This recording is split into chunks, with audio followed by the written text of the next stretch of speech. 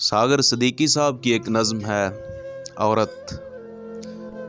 اگر بزم انسان میں عورت نہ ہوتی، خیالوں کی رنگین جنت نہ ہوتی، ستاروں کے دلکش فسانے نہ ہوتے، بہاروں کی نازک حقیقت نہ ہوتی، جبینوں پہ نور مسرت نہ ہوتا، نگاہوں میں شان مروت نہ ہوتی، گھٹاؤں کی آمد کو ساون ترستے، فضاؤں میں بہکی بغاوت نہ ہوتی، فقیروں کو عرفان ہستی نہ ملتا، عطا زاہدوں کو عبادت نہ ہوتی، مسافر صدا منزلوں پر بھٹکتے، سفینوں کو ساحل کی قربت نہ ہوتی،